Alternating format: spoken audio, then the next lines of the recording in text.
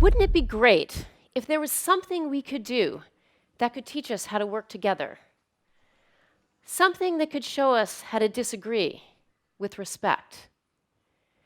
Wouldn't it be better if that thing gave us the experience of mastery while reminding us that it's okay to fail?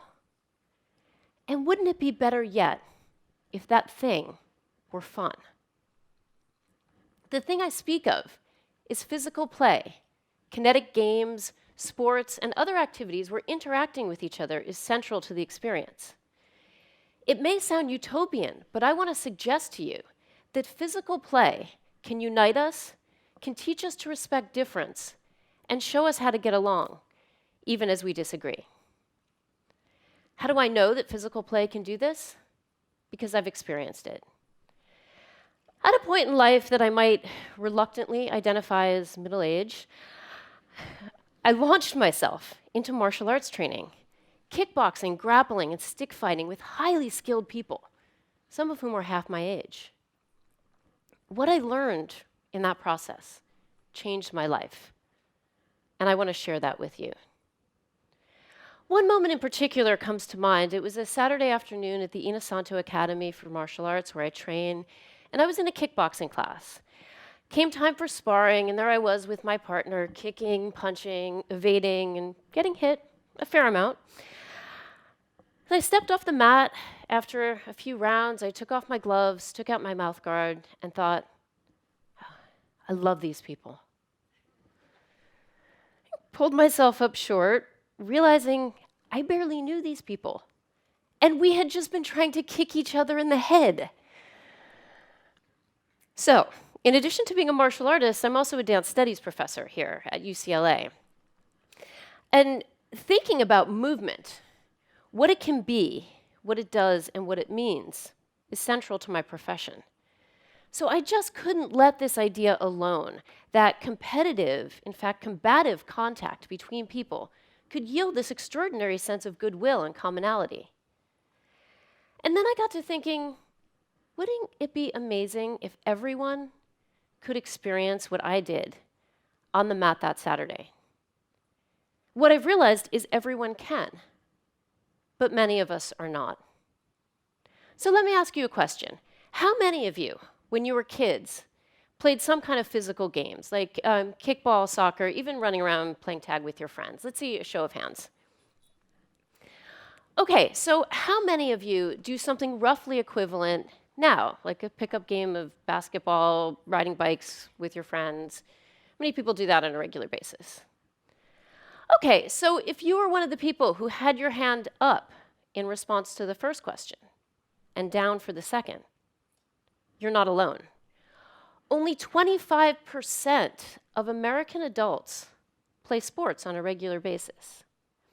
Of the 75% who don't participate in athletics, most played sports as kids, and many define themselves as sports fans. So we have outsourced physical play to experts, and we have relegated it to a specific phase of the lifespan.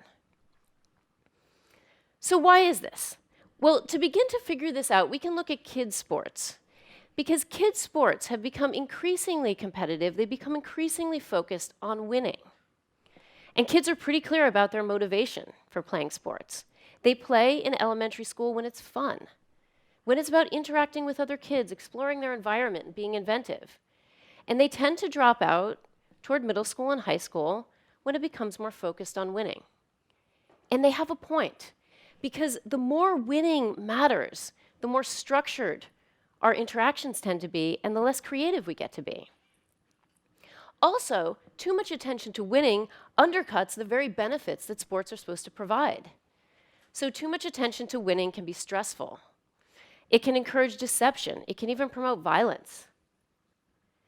So too much attention to winning turns sports from play into work. So this might explain why we have a participation problem. But what do we do about it? Well, to find a solution, first, we have to understand how competitive play works. So take my example of sparring.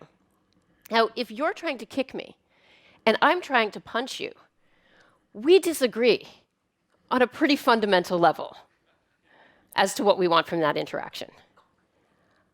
But we agree as to the terms of the interaction, and very often as to much of its content, how hard we're sparring, how fast we're moving. At the end, we touch gloves or shake hands, we hug each other, and often we mean it. We walk off the mat and we're still friends. In addition, sparring, unlike competition-level sport fighting, although it's a test of skill, no one declares a winner. No one's keeping score. Sometimes the only person watching is the coach. So these two ideas, competing without needing to win and disagreeing with respect, are not unique to martial arts. They're common to sports and physical activities of many kinds. And they're also ideas that we can take from sport into our daily lives. Okay, so competing without needing to win. Well, that's a contradiction, isn't it? It is. It is a functional contradiction because sports are an extension of games, and games are about paradox. In a game, we have a goal, but we have rules in place that make it harder to achieve that goal.